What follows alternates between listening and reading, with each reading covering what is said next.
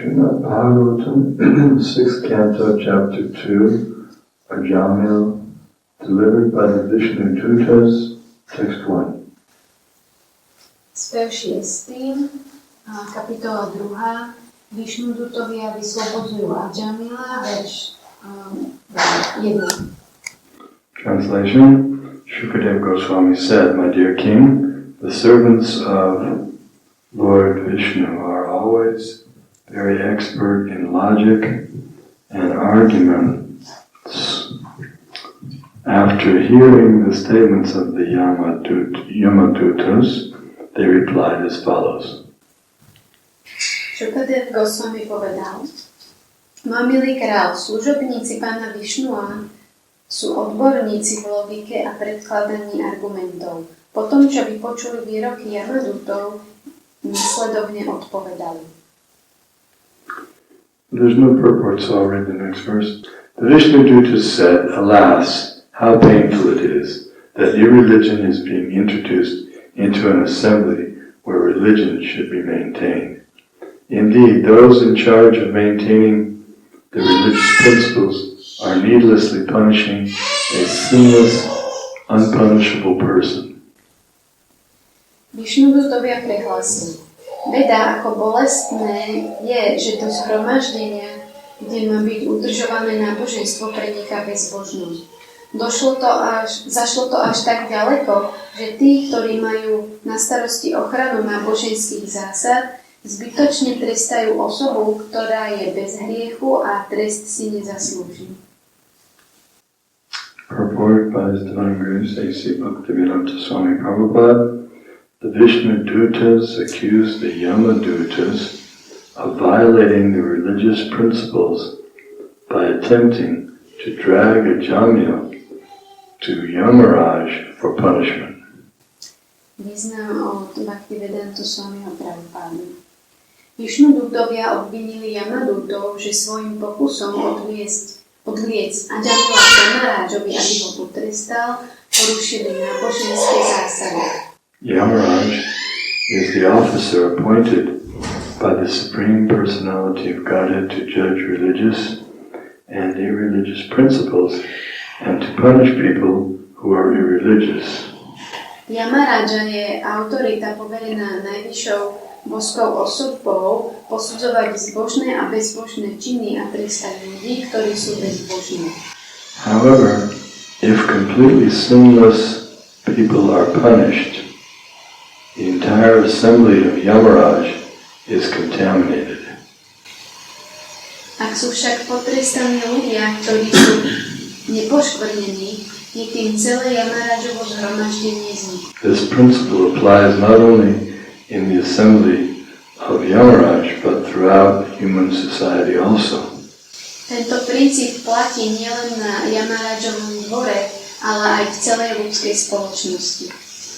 In human society, properly managing religious principles is the duty of the king's court or the government.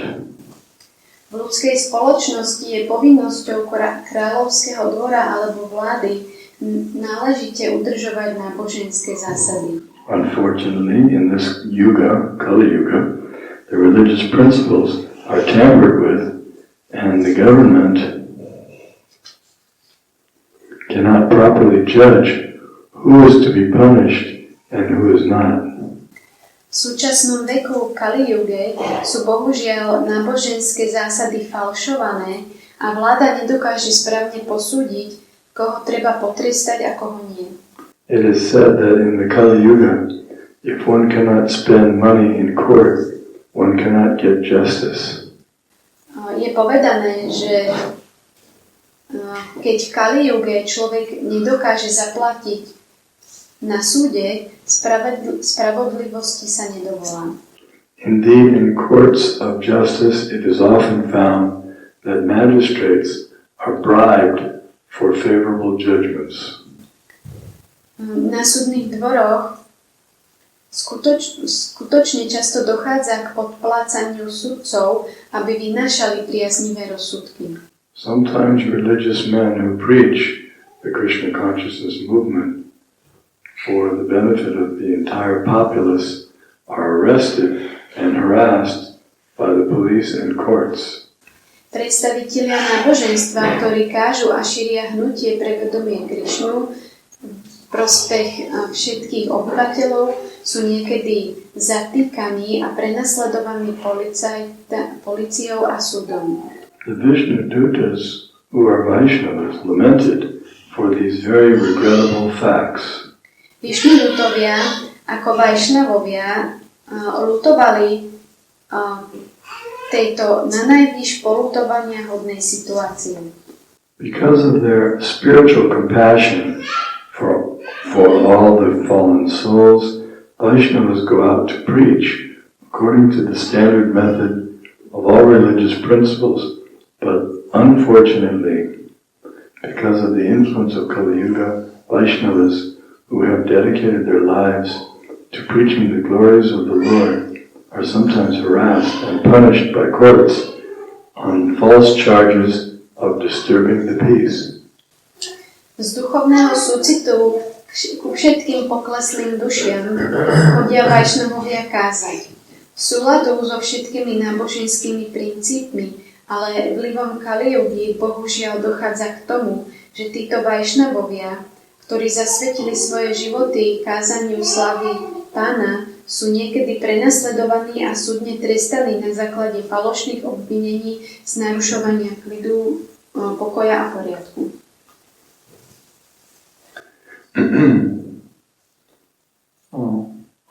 The main point here is that a Vaishnava should not be criticized or insulted or harassed or punished. Podstatou tohto verša je, že Vajšnava by nemal byť trestaný, kritizovaný alebo trápený.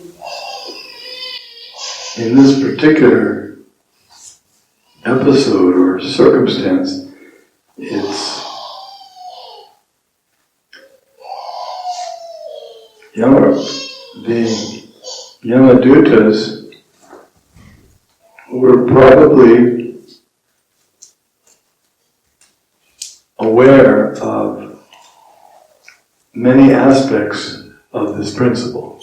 A Yamadutovia si uvedomovali veľa aspektov tejto zásady. Because we don't hear of the Yamadutas having been, shall we say, instructed or chastised by Yamaraj for bringing them non-devotees. For bringing before Yamaraj devotees. A Yamaraj trestal alebo hrešil Yamadutov, že pred neho privádzajú oddaného. Except in this case.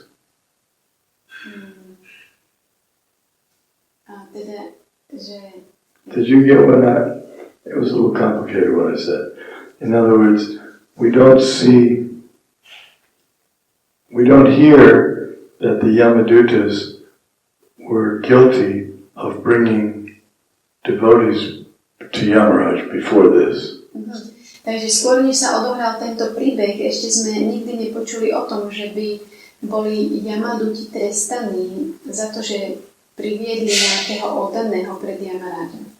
Therefore, we can assume that they understood that Vaishnavas are not sinful people, and therefore they have no business being tried in the court of Yamaraj. A podľa toho môžeme preto usúdiť, že Vajšnavovia si nezaslúžia, aby ich predvádzali na Yamarajov súd. So what happened on this occasion? A čo sa teda stalo v tomto prípade? What happened was that this person was so sinful his whole life that they had it's almost as if they were sent out to get him because his time was almost up in this life.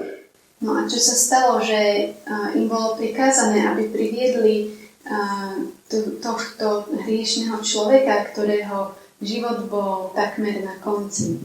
And just a few moments before they arrived, he called out the name of his son, which happened to be the name of Lord Vishnu also. No iba pár chvíľ predtým, ako prišli, sa zrazu zjavili Višnudúti, pretože on spieval meno svojho syna, ktoré bolo náhodou meno pána Višnua. So, on one hand, they could not be blamed for assuming that he was still culpable or still punishable. A na jednu stranu ich nemôžeme obviňovať, že ho považovali za trestuhodného.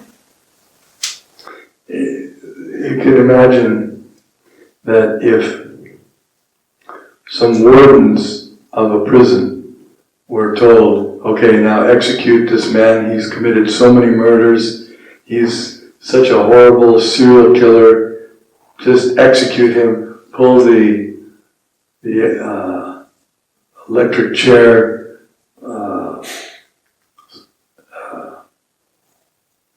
pull the switch, or switch meaning pull the, push the button, whatever needs to be done, do it. He's going to be killed and you're supposed to do it, it's your duty. Takže nemôžeme sa diviť, keď niekto, kto je vo väzení určený na to, aby trestal ľudí alebo vykonával ten ich trest a určia ho na to, aby toho zločinca posadili na elektrické kreslo a tomu človeku, ktorý má na starostu službu, že tých ľudí zabíja, mu povedia, že teraz zapni ten gombík a pustí tam tú elektriku. So the wardens were instructed that at exactly 8 a.m. you push that button and he becomes electrocuted.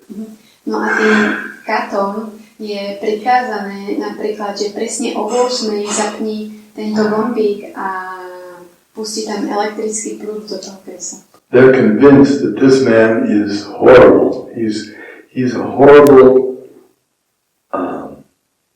criminal that has just the list of his crimes is so long. Oni sú presvedčení, že ten človek, ktorý v tom kresle sedí, je tak strašný kriminálnik, že proste treba s ním skončiť. So just a few seconds before they're supposed to push the button, he screams out the name of his son. A len pár sekúnd predtým, ako by mali ten gombík stlačiť, tak zrazu zakričí meno svojho syna. What does it have to do with their duty? A čo to má s ich povinnosťou? They don't see the point. They're going to go ahead and push the button anyway. A ich to netrápi, proste oni ten gombík stlačia tak, jak to. So just as a split second before they were going to push the button, half a second, tak iba v zlomku sekundy predtým, než stlačia ten gombík, the representatives of the governor tak zrazu nejakí predstavitelia vlády break into the room, vtrhnú do miestnosti say stop! a povedia stop. What are you going to do? Čo to chcete spraviť? Push the button. No iba It's my duty. stlačiť ten gombík, to je moja povinnosť. No. How regrettable it is No to je teda poľutovania hodné. that those who are supposed to be protecting the innocent Že tí, ktorí majú ochraňovať nevinných are about to murder him a toho nevinného práve idú zavraždiť. in the so-called government chambers. A dokonca vo vládnych priestoroch. So the wardens are completely bewildered. They can't figure out what's going on. No a tí popravcovia budú úplne zmetení, vôbec nebudú chápať, čo sa to deje. So there has to be some discussion, some explanation. A tým pádom tam bude musieť prebehnúť nejaká taká diskusia, kde sa to vysvetlí. Well, that's where we are now. That's the situation that has arisen. A to je presne tá situácia v tomto verši, ktorá sa tu odohráva. Well, that's what makes this a unique occurrence. A to je to, čím to robí veľmi špeciálne tento príbeh. But in addition to that, religious principles are very nicely explained. A ešte okrem toho sú tu veľmi pekne vysvetlené náboženské princípy. It's similar to how Bhishmadev was lying on the bed of arrows when Maharaj Yudhisthira approached him and asked about religious principles. A ako napríklad, keď Bhishmadev ležal na posteli so šípou a prišiel za ním Maharaj Yudhisthira, aby sa ho pýtal na náboženské zásady. Certainly asking Bhishmadev about religious principles was quite a good thing to do and would be expected. A to, že sa Bhishmadeva spýtal na náboženské princípy a zásady, bolo určite dobré a na mieste, že to urobil. But in this particular case, Bhishmadev was about to leave his body any moment. Ale v tomto prípade sa predpokladalo, že Bhishmadev môže opustiť telo každú sekundu. And other things were happening. Lord Krishna was also present. Ale ďalšia vec, ktorá sa tam diala, bola, že Krishna bol prítomný. And Yudhisthira Maharaj and the Pandavas had just won the war of Kurukshetra not long before. A chvíľku predtým, pred touto situáciou, Maharaj Yudhisthira a Pandavovci vyhrali vojnu na Kurukšetre. So it made everything more dramatic and more important. A tým pádom to bolo ešte dramatickejšie a dôležitejšie. Well, similarly, in this case, the fact that Ajamil was so sinful and had only a moment before called out one time the name of his son makes everything more amazing. A v tomto prípade však tento hriešný Ajamil len tesne predtým, ako mal opustiť telo, zavolal meno svojho syna a tým pádom to bolo ešte dramatickejšie. The main point that's going to be explained here is made so dramatically that it's shocking. A v tomto prípade to bolo tak dramatické, že to bolo až šokujúce. But the secondary point is nearly as important as the first point. A tá druhá vec, ktorá je v tomto príbehu podstatná, je skoro tak isto dôležitá ako tá prvá. And the secondary point is the point that they brought up first. A ten druhý podstatný detail v tom je, že oni prišli první. The secondary point is how could the order carriers of Yamaraj punish an innocent person? Proste ako sa mohlo stať, že služobníci Yamaraja prišli potrestať osobu, ktorá nebola hriešna. And second of all, how could the order carriers of Yamaraj even think of punishing a Vaishnava? A ešte ďalšia vec na tom je, že ako si mohli služobníci Yamaraja dovoliť čo len pomyslieť na to, že potrestajú Vaishnavu. But even though they're making that point, the Yamadutas don't get it. They don't understand what they're being reprimanded for. No ale Yamadutovia stále nechápali, že o čo vlastne ide, za čo ich stále hrešia. They can't understand what this discussion is about at all. Oni v podstate ani vôbec nechápali, o čom je celá tá diskusia. It makes no sense to them. Vôbec im to nedávalo zmysel. Yeah, we know that. Áno, to chápeme, vieme. We don't bring Vaishnavas here. Nám je jasné, že my sem neprivádzame We Vaishnavas. don't bring innocent persons here. A samozrejme neprivádzame ani nevinných. We do our due diligence. A robíme iba svoje náležité služby. You know, due diligence? Like proper service.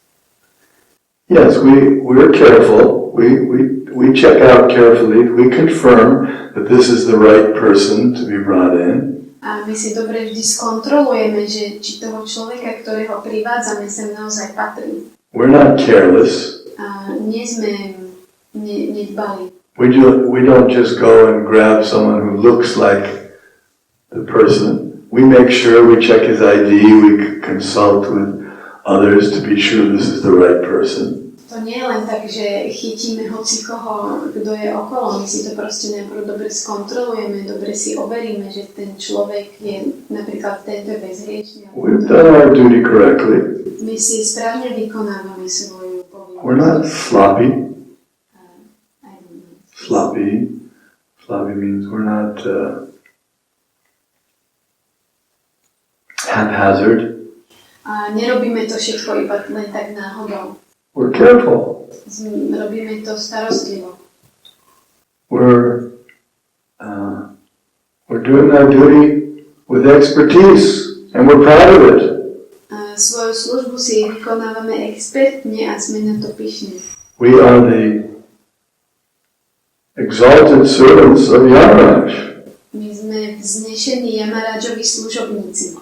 We don't want to embarrass him or ourselves. A nechceme ho privádzať do nejakých trápnych situácií ani seba. So then this whole discussion, very philosophical discussion, will take place. No a tým pádom sa odohrá celá filozofická diskusia. So I don't know if... Yes. So I won't get into the primary point right now. Teraz ešte nepôjdem priamo k tomu podstatnému bodu. Because the Vishnudevas bring in the primary point a little later on. Pretože Višnudutovia sa dostali k tomu podstatnému prvotnému bodu až troška neskôr. So I'll discuss their primary point. Takže tú podstatu, or the one they make first. Alebo to, čo predniesli, alebo postavili ako prvé. At this time. Tentokrát. And this particular time, they're pointing out that innocent persons should never be insulted or punished or harassed. Takže najskôr, čím sa zaoberali, bolo, že nevinný, bezhriešný človek by nemal byť trestaný. This is a principle that's upheld in every civilized society. No a toto je zásada, ktorá sa dodržuje v každej civilizovanej spoločnosti. For example, it is said that a man is considered innocent until proven guilty. A napríklad bežne sa hovorí, že človek by mal byť považovaný za nevinného, pokým nie je dôkaz, že nevinný. And proven means beyond, or is defined, at least in where I come from, it's defined as beyond a shadow of a doubt. A to, že je to dokázané, znamená, že už je mimo tieň obvinenia. Proste je to naozaj dokázané, je už za tým tieňom. So, in other words, it's not sufficient to say that someone comes in to the court and makes a testimony. Takže nie je dostatočné, keď niekto príde na súd a predloží nejaké svedectvo. The person testifies that I came into the room, I saw the man lying dead on the ground, bleeding, the gun that was apparently used was a certain type of gun.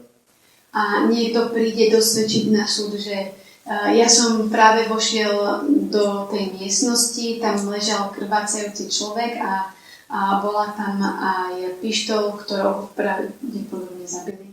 I saw a car driving off from the house as I looked out the window. A videl som, ako z okna som videl, ako zrovna odchádza od toho domu auto. It seems like it was the car owned by such and such man. A vyzeralo to, že toto auto vlastní ten a ten človek. And so when I told the police, they went and arrested that man. A keď som to povedal policajtom, oni prišli a zatkli toho určitého človeka. And he's here today. This is the man that they arrested. A toto je ten človek, on je tu dneska s nami, ktorý je Therefore, he should be punished preto by mal byť potrestaný. for murdering this man. Pretože zavraždil tohto človeka. So there's some problems with that. No a tam môžu byť nejaké problémy. It seems as though the case could be made that this person must be the culprit. Ono to môže vyzerať, že ten človek, ktorého predviedli na súd, že je ten vrah. In fact, the prosecuting attorney might add some other points. For example, that this person didn't get along well with the person who was murdered. A možno ten jeho obhajca môže predniesť rôzne návrhy, že napríklad sa s tým človekom nedokázal dlho dohodnúť. But nevertheless, based on this information alone, the judge may find it difficult to make a statement that this person is definitely guilty of murder and should be punished by death. Ale aj napriek takýmto dôkazom môže byť pre sudcu ešte stále ťažké vyniesť definitívny rozsudok, že tento obvinený je naozaj ten, ktorý toho človeka zavraždil. There's some assumptions there. A môžu v tom byť nejaké predpoklady. Jumping to conclusions. Ktoré privádzajú k záverom. That because he did not get along well with this person, and because a car that looked like his was seen driving away or driving past the house at a certain time. A napríklad, že nevedel sa dlho dohodnúť s týmto človekom, alebo videli práve jeho auto, ktoré odchádza od toho domu, keď sa stala tá vražda. Therefore, he must have done it. Tak to určite znamená, že to musel urobiť. There's too many assumptions there. A je tam ale ešte v tom veľa takých predpokladov, že môže a nemusí.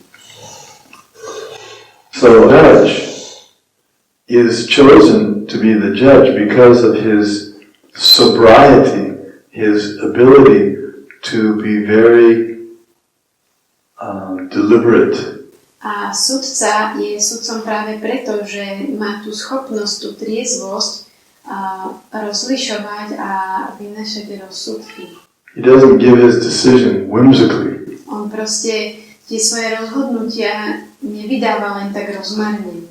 He wants to hear all the details. On chce vedieť a počuť všetky detaily. And he considers them very carefully before he makes his decision. A preto skôr, než urobí rozhodnutie, ich musí všetky dôkladne zvážiť. A story comes to mind from the scriptures about the time that Daksha was conducting a sacrifice. Toto nám pripomína jeden príbeh o Dakšovi, ktorý vykonával obeť. And when Daksha came in to the arena, the sacrificial arena, because he was a senior and very respected person, everyone there except one person showed him respect. A keď Daksha vchádzal do obetnej arény, tak každý, pretože Daksha bol starší človek, mu vzal úctu okrem jednej jedinej osoby. The one person who didn't show respect happened to be his son-in-law. No a práve ten človek, ktorý mu tú úctu nevzdal, bol jeho záď. And because the apparent disrespect or the lack of respect shown by his son-in-law, he became furious. A kvôli tomuto, alebo kvôli tejto takzvanej, alebo iba zdanlivej neúctivosti sa Daksha strašne nahneval. And in that furious state, he began vilifying. Yes, and criticizing, vilifying his son-in-law very strongly in front of the whole assembly. A v tomto strašne rozhnevanom stave začal kritizovať a obviňovať toho svojho zaťa pred celým zhromaždením. He assumed that the lack of respect or apparent respect shown by his son-in-law was due to the fact that his son-in-law was envious of him. A on povedal, alebo predniesol, že ten jeho záď mu preukázal neúctu kvôli tomu, že mu závidí. And or was uncultured. A ešte navyše bol, že vraj nekultúrny. Was influenced by ignorance and passion. A obvinil ho, že je ovplyvnený nevedomosťou a vášňou. And therefore he felt it was his duty, Daksha, to expose this great injustice on the part of his son-in-law. A preto mal Daksha ten pocit, že musí pred celým zhromaždením potrestať toho svojho zaťa. And he went on and on discussing all the bad qualities of his son-in-law. A neustále bez prestania rozprával o tých zlých vlastnostiach svojho zaťa.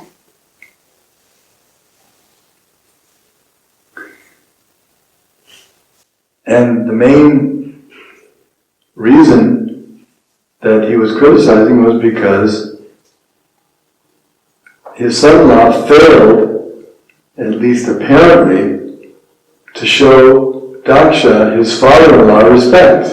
No a celá táto kritika a obvinenie boli iba kvôli tomu, že mu jeho záď zdanlivo iba len nepreukázal úctu. But there were some assumptions. Ale boli tam nejaké náznaky. So what are some of those assumptions? A jaké tie náznaky boli? You follow what I'm getting at here? Zachytávate alebo vnímate to, k čomu sa chcem dostať? Those of you who know the story can say, what are some of the assumptions? Tí, ktorí ten príbeh poznáte, môžete povedať, aké tie náznaky alebo príznaky boli. Anyone? He didn't stand up. Lord Shiva didn't stand up. Yeah, okay, so he didn't stand up, yes, that's a fact. Pán Shiva sa napríklad nepostavil, to bola skutočnosť. That's not an assumption, that's a fact. A to nebol iba náznak, to bola skutočnosť. Okay, Tak naozaj. but what were some assumptions? Takže aké ďalšie ešte príznaky alebo náznaky, že to tak vyzeralo tam boli? The fact that the son-in-law didn't stand up when Daksha came in, that's a fact. But some assumptions were made by Daksha. To, že sa Shiva nepostavil, ten jeho zad nepostavil, to bolo naozaj tak. Proste to každý mohol vidieť, že sa nepostavil. Ale ešte nejaké náznaky, ktoré si Daksha vymyslel. Že so what assumptions? You get it? What assumptions? I'm saying to him. I'm saying, do you get the point I'm getting at? What assumptions were made? Takže jaké ešte príznaky alebo náznaky k tomu viedli, ktorí sa tam prejavili toho Dakshu, že ho obvinil? Okay, I'll give you one. One assumption was that by not standing up, which is true, he assumed that was a show of disrespect, a willful disrespect towards his father-in-law. Takže to, že sa nepostavil, tak Daksha si z toho vyvodil, že tým pádom mu zámerne preukázal neúctu, že to urobil na schvál. Why was that an assumption? No, prečo to bol ako nejaký náznak, príznak alebo nápad v tom?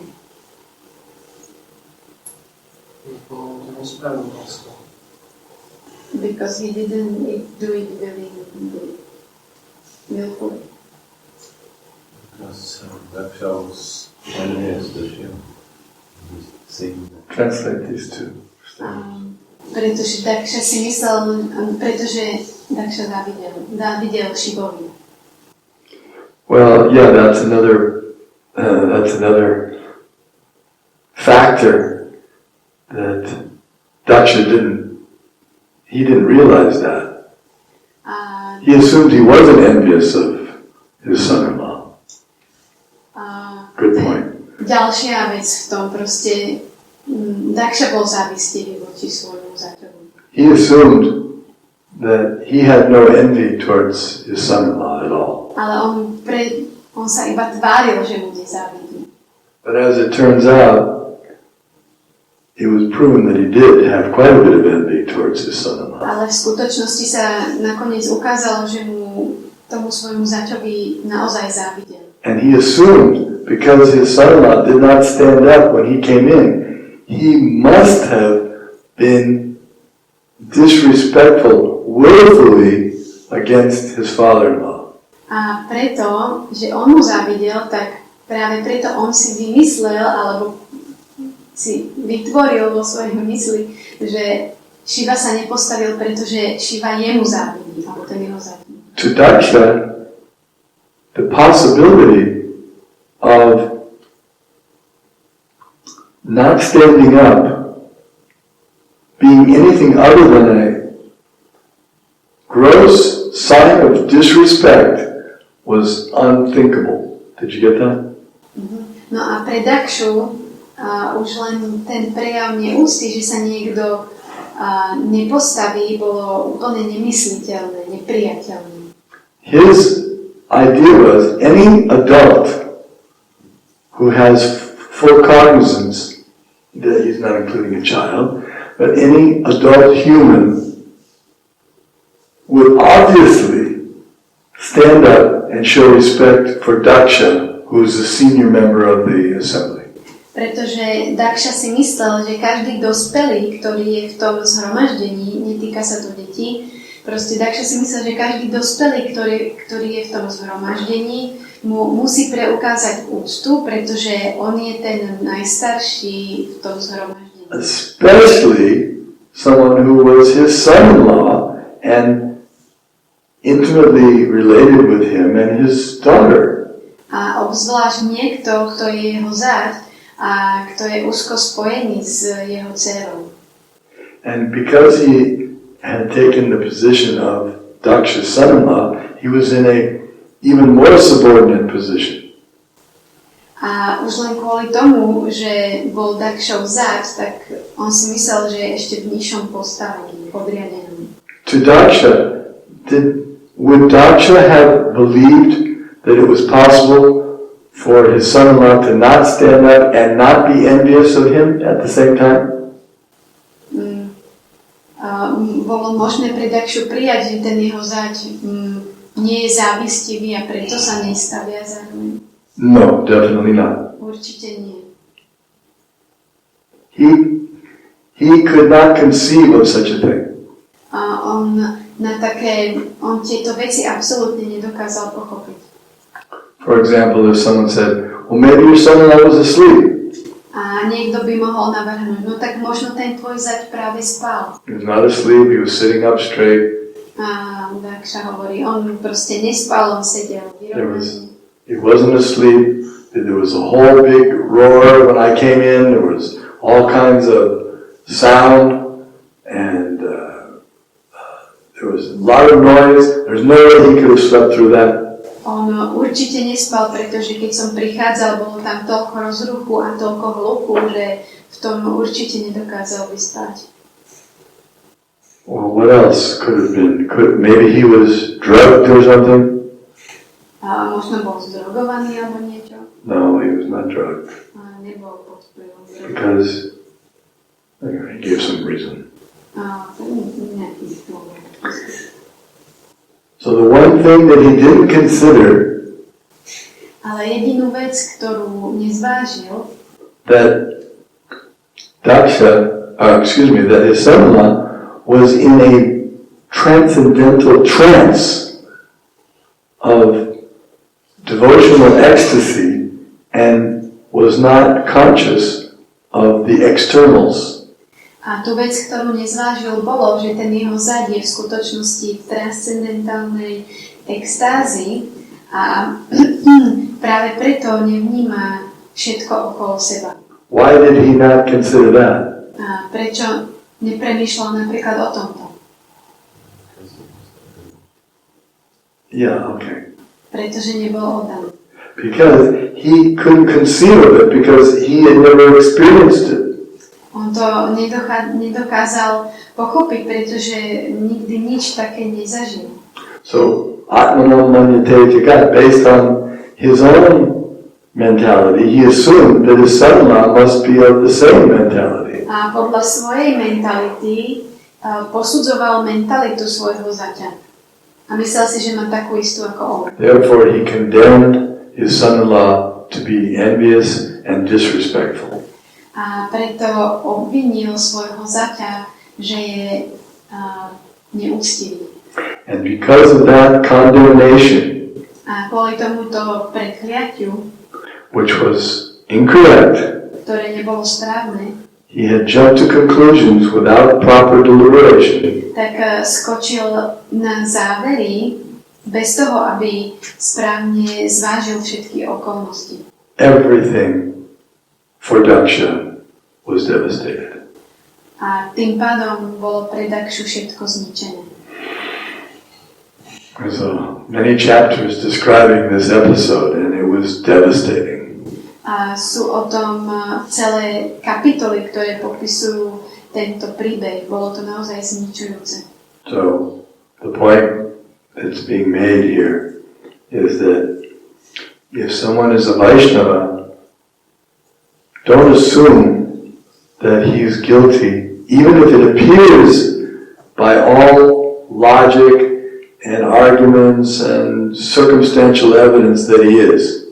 A preto, keď je niekto Vaishnava, tak by nemal byť kritizovaný ani nejak obviňovaný aj napriek tomu, že všetky rôzne náznaky a veci k tomu môžu naznačovať, že to urobil alebo že by mal byť kritizovaný. Because if he is incorrectly judged to be guilty, then the judge and everyone who supports the judge will be devastated.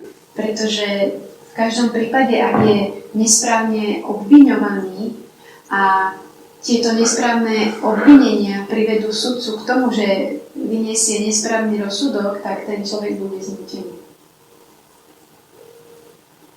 Because Vaishnavas are not guilty. Pretože Vaishnavovia nie sú vinní. Even if it appears that they're guilty. Aj keď sa to tak môže zdať a javiť, že sú vinní.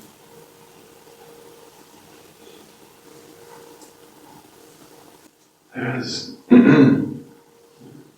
So any questions or comments so far? A nejaké komenty alebo otázky k tomu, to, čo sme zatiaľ hovorili? Som sa chcel pýtať, že keď niekto obvinuje Vaishnavov, akože neviem, že mu závidí, či sa obvinenia zakladajú na nepravde, že tá reakcia bude jaká, akože veľká. So if somebody accuses or criticizes Vaishnava or says that this Vaishnava is guilty, so how big or will it be very big?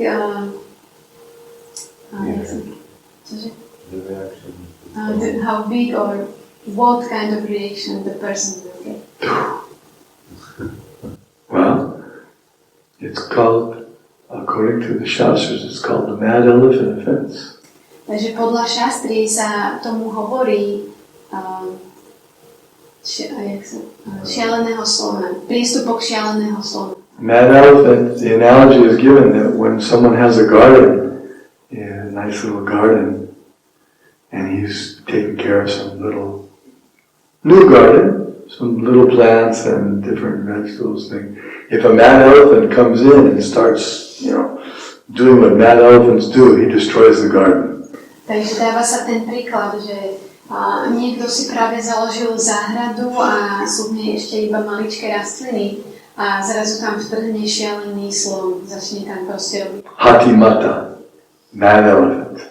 It ruins the garden. A šialený slon, Hatimata, on úplne zničí celú tú záhradu. Similarly, to offend someone, a Vaishnava who's dedicated his life to the propagation of the holy name of the Lord, destroys one's devotional service.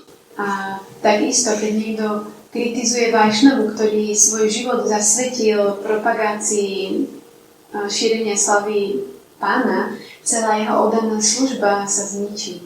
Aj celý jeho duchovný život. Myslel som, že keď to je neoddaný, že neoddaný, keď je oddaný, tak myslím, hovorím, že neoddaný, že aj keď je upozorňovaný na to, že to nie je. And what if the non-devotee criticize Vaishnavas? Well, they always do. A to oni robia. They have no devotional service to destroy. Proste, They're already destroyed. They're already devastated. oni sú už v podstate zničení, pretože oni nevykonávajú žiadnu oddanú službu, ktorú That's their by position. mohli zničiť. To je They're already destroyed. oni v podstate už sú zničení. But for a devotee, it's dangerous because the devotee has built up his nice devotional service garden, and now he's letting the mad elephant in. Ale pre oddaného je to nebezpečné, pretože on si začal pestovať tú záhradku, má tam rôzne pekné rastliny a vpustí si tam toho šaleného slona. Therefore, it is considered to be the first offense at the lotus feet of Harinam, the holy name. A preto sa to považuje za prvý priestupok proti spievaniu svätého mena Pána. So better to err, to give the benefit of the doubt to the Vaishnava. Takže radšej to give a doubt. Give the benefit of the doubt. Do you know what that means? Not exactly. What it means is, if you're not sure, better to assume that he's not guilty. Takže keď si nie ste istí, tak radšej je lepšie pochybovať a nechať to tak. Better not to assume that he's guilty. Better to assume, if it's not completely clear, better to assume he's not guilty. Radšej si myslíte, že proste ten človek nie je vinný, skôr než si okamžite mysleť, že je určite vinný. Okay, any other?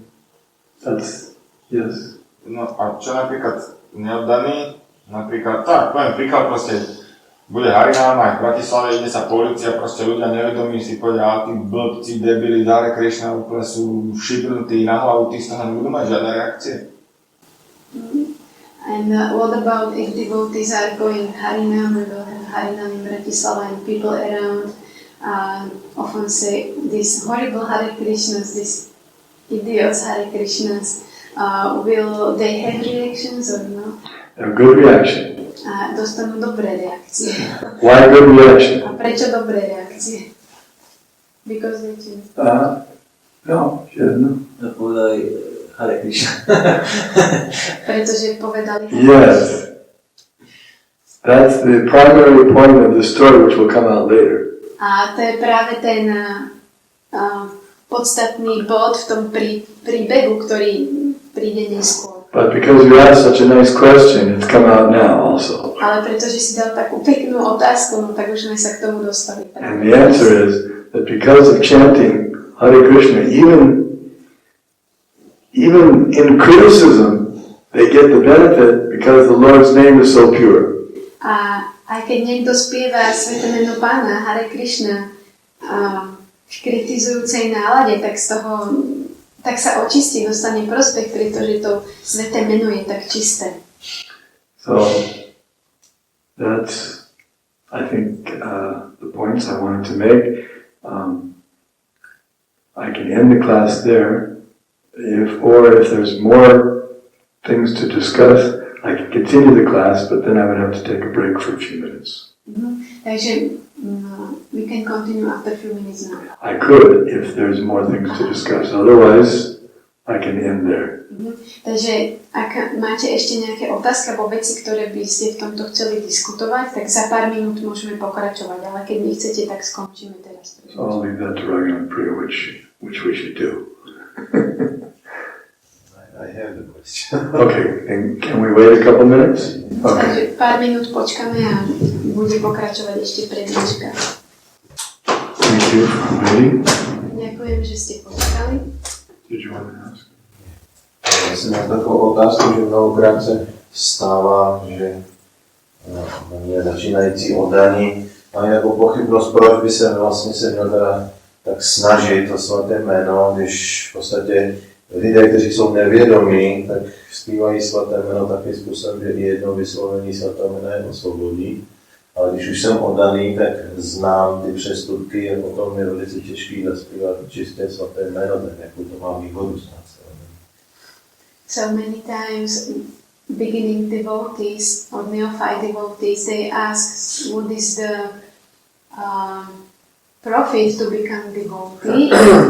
Non-devotees, when they chant, they get a greater profit than devotees, because when devotees start to chant Hare Krishna, so he knows that he should not make any offenses, and we often do offenses.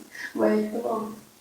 No, že potom, když víme ty přestupky, už je těžší. Yes, and after we know that we should not do offenses, or which offenses we should not do, it's more difficult to chant pure holy name than when we are non-devotees and we do. Better to stay non-devotee. Takže lepšie je stať akože neoddaný. Zostať neoddaný. Better to remain a child always, and then if you always remain a child, then you never have to be punishable by the law. Takže niečo ako v tom zmysle, že je lepšie zostať dieťa, pretože keď ste dieťa, tak nie ste trestuhodní A child never gets punished for stealing things. Pretože dieťa nikdy nepotrestajú, keď kradne. Child is not punishable by the law. Pretože dieťa nie je trestuhodné. So it's safer to remain a child. Takže je akože bezpečnejšie zostať dieťaťom.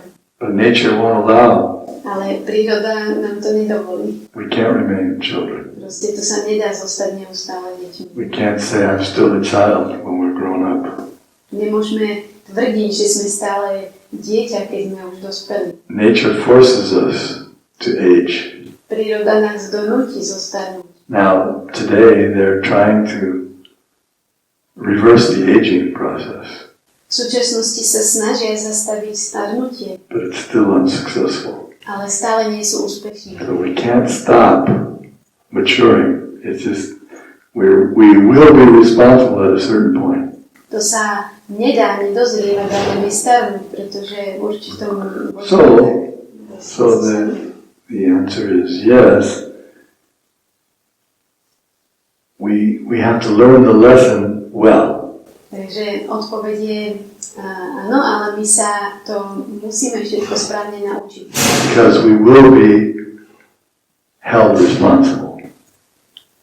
Pretože aj tak budeme zodpovední.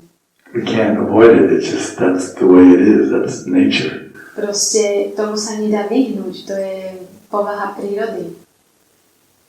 We can't, even if we want to, we cannot remain children or unaffected by the law. Dokonca aj keby sme chceli, tak to sa nedá, aby sme zostali navždy deťmi, alebo aby sme neboli pod zákonom. Just like I remember one person, he said,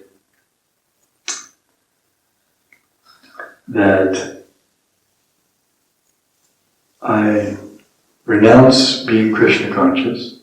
A napríklad som si spomenul teraz na jedného človeka, on odmietol byť Krishna si vedomý. I give it up, I declare I'm no longer a devotee of Krishna. Ten človek proste začal tvrdiť, že ja som sa vzdal toho, ja už nie som viac Krishnou oddaný, ja nechcem byť. And how did he put it?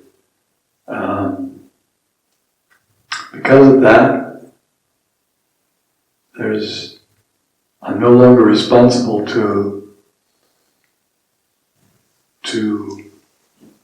whatever the scriptures say. A on tvrdil, že a preto, že som sa toho vzdal, všetkého, toho Krishna vedomia, tak už nespadám pod to, čo hovoria písma. They don't apply to me. Oni sa na mňa nevzťahujú. So that's like a person who says, I don't believe in hell, therefore there's no hell for me. A to je ako keby nejaký človek povedal, ja neverím, že existuje peklo, preto pre mňa peklo neexistuje. So if someone says, you're going to have to go to hell for your activities. Ako keď vám niekto povie, za svoje činnosti pôjdete do pekla. He says, I don't believe in hell. A on vám odpovie, a ja však neverím, že existuje I peklo. don't believe in it. Ja na tomu neverím. Because he's thinking, because I don't believe in it, therefore it doesn't exist. No a on si myslí, že len za to, že neverí, že existuje peklo, tak ono neexistuje. But no, it exists. Ale ono existuje. And he may have to see hell if he misbehaves. A keď sa nebude správne správať, tak to peklo pravdepodobne uvidí. Even though he doesn't believe in it. Dokonca aj keď tomu neverí. He'll believe when he sees it. A keď ho uvidí, tak uverí. Just wait a little bit. Len si trošku musíme počkať. Okay? Any other points? Yes. Takže tí neoddaní vlastne, keď hovoria Krishna, majú z toho väčší prospech než oddaní? So that means Akože pre nich to znamená akože väčší prospech než pre oddaného? So does it mean that non-devotees have a greater profit when they say holy name than devotees? Good question. That's the same question put in a more direct way. Že to je dobrá otázka, to je veľmi podobná, akurát, že toto je taká priamejšia. No, because the benefit that the non-devotees get is liberation. A odpoveď znie nie, pretože tí neoddaní, ktorí spievajú to sväté meno, dostanú iba oslobodenie. But the benefit that the devotees get from chanting properly is love of Krishna. Ale to, čo z toho dostanú oddaní, keď spievajú správne sväté meno, je, že získajú lásku ku Krishnu. Love of Krishna is worth trillions and trillions of times liberation. You can't even compare them. A lásku ku Krishnovi nemôžeš ani prirovnať k oslobodeniu, pretože to je trilióny a trilióny krát niečo väčšie, než iba nejaké oslobodenie. The non-devotee may chant neglectfully or even critically, but he gets liberation. A ten neoddaný proste môže spievať dokonca aj kriticky alebo len tak nedbanlivo a získa oslobodenie. But he's not eligible to get love of Krishna. Ale nie je mu dovolené, aby získal lásku ku Krishnovi. But the devotee who's following, who's chanting properly and avoiding the offenses and all those types of things, he can get love of Krishna. Ale oddaný, ktorý sa snaží spievať čisto, bez priestupkov, tak získa lásku ku Krishnovi. A teda ten neoddaný získa teda oslobodenie, ale v akom akože splinte z Brahmajyoti, alebo aké oslobodenie získa ten neoddaný? So, what kind of liberation? Yeah, Brahmajyoti liberation. Hej, takže to Brahmajyoti. Not such a great thing. To nie It's amazing for them to get that, but nothing for the devotee. He doesn't even care for liberation in the Brahmajyoti. To nie je až tak úžasná vec. On proste splynie z Brahmajyoti, pre nich je to niečo úžasné, ale oddaných to vôbec nezaujíma, že sa to nepáči. So there is a big difference. Takže to je naozaj veľký rozdiel. Ešte posledná vec. Čiže vlastne oddaní, či už začínajúci alebo pokročili, či už vyvinú tú lásku k Bohu počasie alebo nie, tak oslobodenie už aspoň v tej forme brahmadžioty už má akože isté?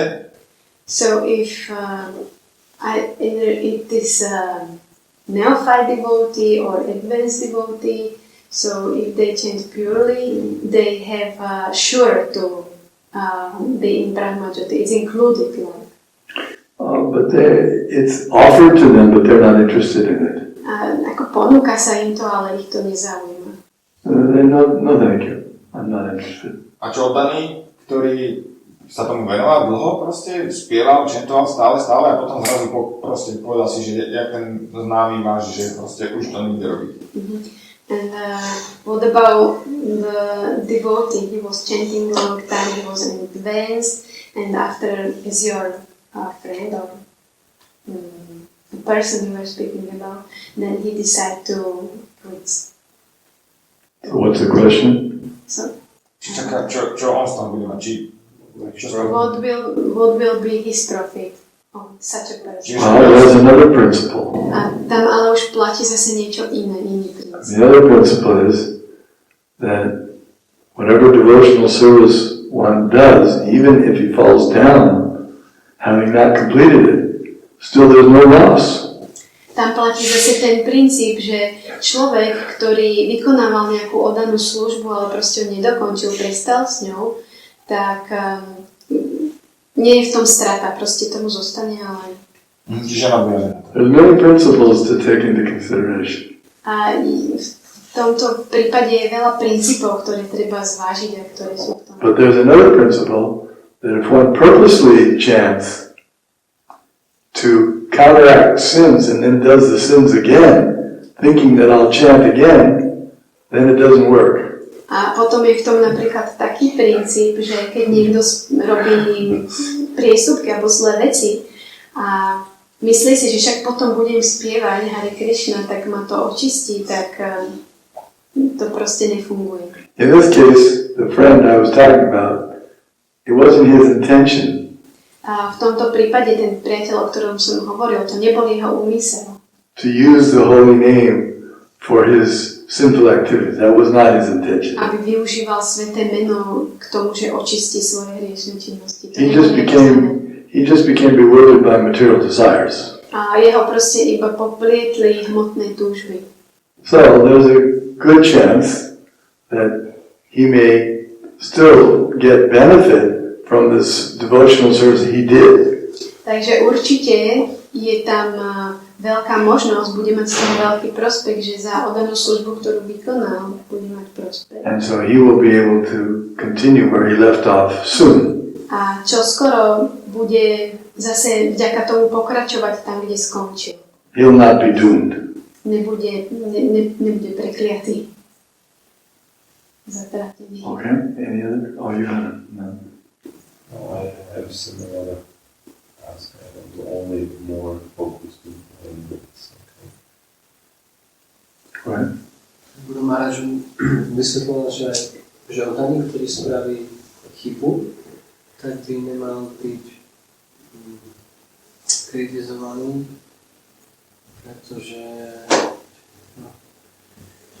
pretože je oddaný. Bhagavad Gita je taká že oddaný nerobí chyba, tak ako som tomu porozumel. Takže či by to mohlo ešte trošku viacej vysvetliť. So if you could more elaborate the passage where you were speaking about that, even if devotee made a mistake, he shouldn't be criticized. Well, that's the verse I was referring to is the one which says, what's the Sanskrit? Apakpa tato yadi yatra kva avatam abhuram ushikim kovarta apto bhajatam sudhamata. Takže toto je ten verš, Chaktva swadharmam. ku ktorému sa to So spomína. chaktva means giving up swadharmam, his duties. Tyaktva znamená vzdať sa. Chaktva swadharmam charanam bhujam hare. He gives up his duties in society, but takes to the devotional service of Krishna. Verš, ku ktorému som sa vzťahoval, bolo, že ten človek sa vzdal všetkých svojich povinností v spoločnosti len preto, aby mohol slúžiť Krishnovi. Let's say he renounces, he leaves his family. Napríklad opustí svoju rodinu. He leaves his debts. Vykašle sa na svoje dlhy. He disappoints all of his friends. Sklame všetkých svojich priateľov. He may even leave his country. Môže dokonca opustiť aj krajinu. He leaves his country. And he takes to devotional service to Krishna. A príjme oddanú službu Krishnovi. And then after doing that, then he falls down from Krishna consciousness and goes back into Maya. A potom, čo toto všetko spraví, zrazu poklesne a padne naspäť do Maje. So, Narada Muni says, what is the loss for him? In other words, there's no loss. A Narada Muni hovorí, že pre takéhoto človeka proste on nič nestratí. It sounded as though he lost twice. A môže to vyzerať, že stratil dvojnásobne. He gave up his material position, then he took up spiritual, and then he lost that one too. Pretože vzdal sa všetkých tých hmotných povinností, potom prijal duchovný život a dokonca opustil aj ten duchovný život. Čiže stratil aj hmotné duchovné. That's the same question Arjuna asked. To je tá istá otázka, ako sa Arjuna spýtal. Doesn't he perish like a riven cloud with no position in any sphere? Že znamená to, že ten človek sa rozplynie ako mrak na nebi, len tak do prázdna. What is the position, he said, what is the position of a transcendentalist who desists due to worldly-mindedness? Takže aké je postavenie transcendentalistu, ktorý zanecha proste duchovný život, aby sa venoval svetským veciam. And Krishna's famous remark, Krishna's famous answer. A na to je Krishnova veľmi slavná a známa odpoveď. Neha vikramana shosti pratyuvayana vidyate svapamapiyasya dharmasya trayate mahatopaya. No, he's taken to devotional service. Even a little bit of devotional service protects one from the most dangerous type of fear.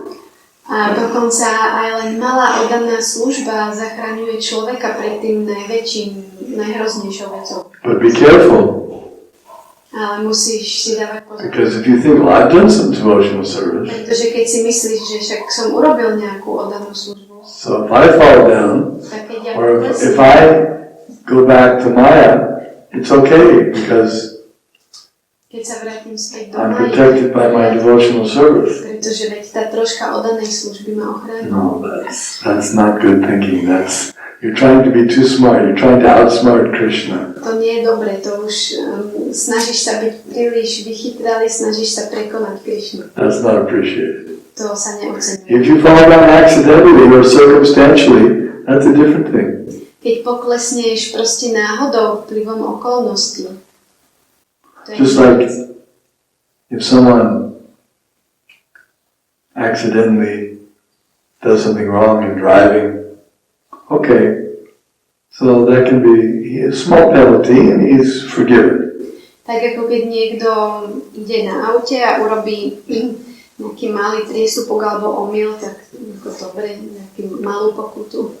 But if he makes something wrong in driving with the plan that he'll do something even more ale keď niekto jazdí na aute criminal, a robí niečo zlé s tým plánom, že urobí ešte niečo horšie, tak to už je. then he's not forgiven. Tomu sa už neodpustí. Because that's what's called premeditated. There's a difference in law between manslaughter and premeditated murder. Takže tam je ten rozdiel, keď medzi zabitím na bytunku napríklad a plánovanou vraždou. Manslaughter is something like I get into an argument with a man. A napríklad niekto sa dostane do rozporu s nejakým človekom. I get angry with him. Naštvem sa na ňo. I pick up a stone. Dvihnem kameň. I throw the stone. Hodím ten kameň. I hit him in the head and he dies. Rozbijem mu s tým hlavu, hodím mu ho do hlavy a on zomrie. And premeditated murder is I'm waiting for him to come out at night of his house alone. To bola náhodná vražda, ale už tá plánovaná vražda je, že človek premýšľa nad tým, ako v noci vojde do domu nejakého človeka, bude tam sám. I'm standing above his doorway. Budem čakať pri jeho vchode. With a heavy stone, weighs 400 kilos. S ťažkým kameňom, ktorý váži 400 kg. And then I make sure it falls right on his head. A zabezpečím si to, aby ten kameň padol priamo na jeho hlavu. So there's a difference in those two. Takže tam je rozdiel medzi týmito dvoma záležitosťami. Accidental fall down can be forgiven. Takže náhodný poklesok sa dá odpustiť. But premeditated, planned out, ale ten naplánovaný, pripravený zločin, to už je niečo iné. Že či sú za to veľmi ťažké karmické reakcie. So that means that there are very heavy karmic reactions for these activities. which activities? Pre hriešne činnosti. For the sinful activities. Which sinful activities? Ktoré? Zabitie alebo jedenie mesa. So killing, meat eating. Well, yes, in one sense, but in another sense, we were making the point that if one accidentally falls down into those things due to his past habits and circumstantial situation, if he's again engaged in devotional service afterwards, it can be easily forgiven. Takže to je to, o čom teraz hovoril Maharaj, že keď to niekto urobí náhodou, tak áno, dá sa to ako odpustiť. But if he plans it out, I'm going to go do these simple activities, then I'll come back and go to Mangalarti. Ale keď si už niekto naplánuje, že proste bude robiť tie hriešne činnosti, potom sa vrátim, pôjdem na Mangalarti, dám si tilák. And then go on Sankirtan. Prípadne ešte vidiem si na And Sankirtan. tomorrow I'm going to do some other sinful activities. Ale zajtra už zase urobím, si naplánujem nejaké ďalšie hriešne činnosti. And after that I'll have a fire sacrifice. A potom však urobím si ohňovú obeť za to. And I'll distribute prasadam to all the guests. A rozdám prasádam všetkým hostom. See, he's planning it out. And then I'll do more sins the day after that, and then I'll make up for it like this. No, that's too intelligent. He's too much intelligent.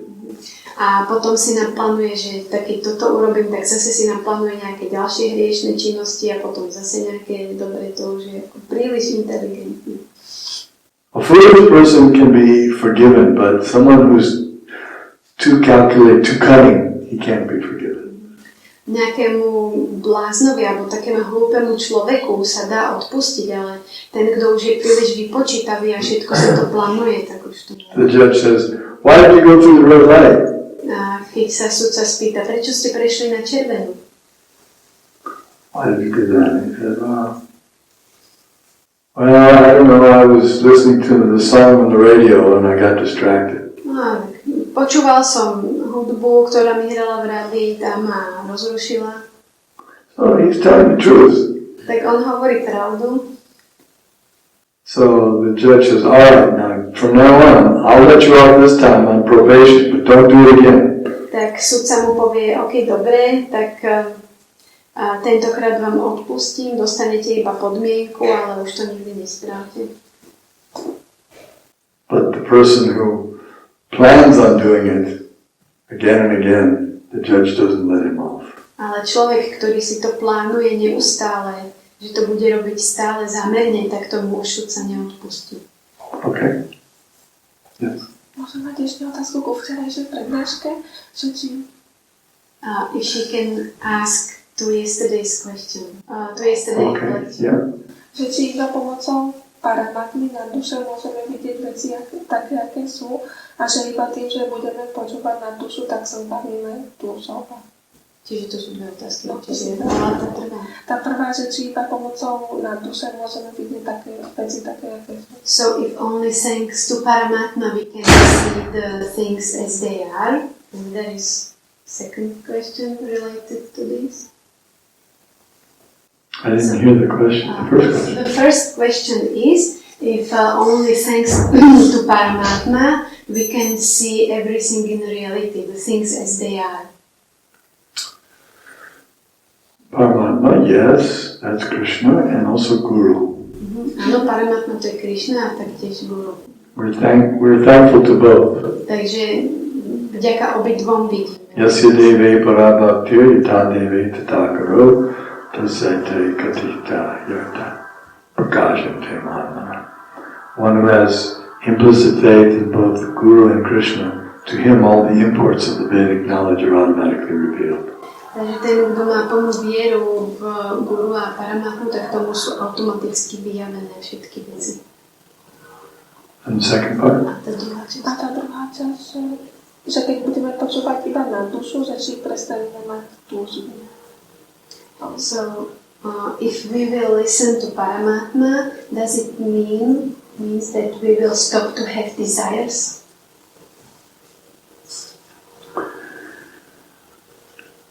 If we listen to Paramatma, our desires will become purified and we'll stop to have material desires, but we'll have more spiritual desires. Takže keď budeš počúvať Paramatmu, tak prestaneš mať hmotné túžby, ale vďaka tomu, že počúvaš Paramatmu, budeš mať tie túžby očistené a budeš mať viac a viac duchovné túžby. For example, if I listen to Paramatma, it doesn't mean I won't desire to eat anything. Takže to neznamená, že keď budem počúvať Paramatmu, takže prestanem mať túžbu jesť. But I will desire to eat only prasadam. A práve, že budem mať túžbu jesť len prasáda. So that's spiritual desire. To je duchovná túžba. It's not that I say, now I'm going to fast forever. To neznamená, že ja teraz budem držať pôst na veky. Why fast? Prečo sa postiť? Why not feast on prasadam? Prečo si radšej nedať nejakú peknú prasadam hostinu? That's better than material desire, is spiritual desire.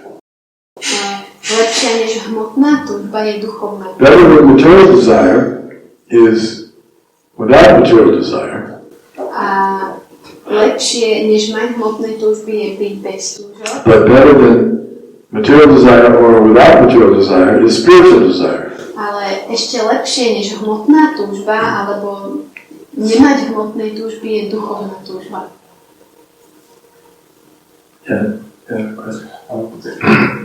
Ja sa pýtam, že teda, keď teda akože proste cítim, že moje telo je hladné, tak si poviem, chcem sa nájsť a nechcem jesť voláky, neviem čo, sušené, nosené vločky, čo nemajú chuť, že proste chcem niečo dobré, tak ale poviem si, že ale nechcem jesť obyčajné jedlo, že len tak proste pre svoje potešenie, že viem, že všetko patrí Pánovi, tak proste spravím to akože s tým, že moje telo to potrebuje, ale proste spravím to pre Krishnu, tak a potom to akože obetujem a ako, aby to bolo prasadám, tak akože či je to akože dobré.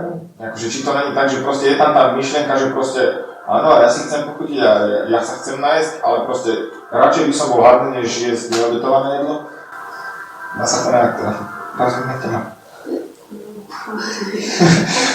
Jako, že nerobím to s tým... Nemyšľam to na Krishnu, ale na seba, na svoj hlad. No, áno. A že či to je dobré. Akože no, že proste nerobím to úplne 100% s tým, že len Krishnu chcem potešiť. A že či je to dobré. No, že či sa to akože kvituje ako prasada, no alebo proste akože, či sa to... Či je to potom, či to Krishna príjme, či to prasáda. No. So, if he offers food to Krishna and his consciousness is not yet completely pure, that there is not only that he wants to please Krishna, there is also a little bit something like that I also want to have a good food. So if Krishna accepts such an offering. To the same degree. Takže podľa toho, ako na ňo myslíš, tak do toho stupňa to príjma.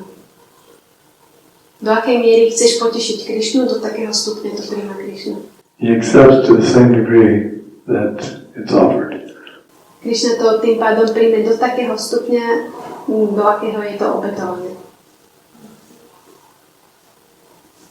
For example, that will be prasadam.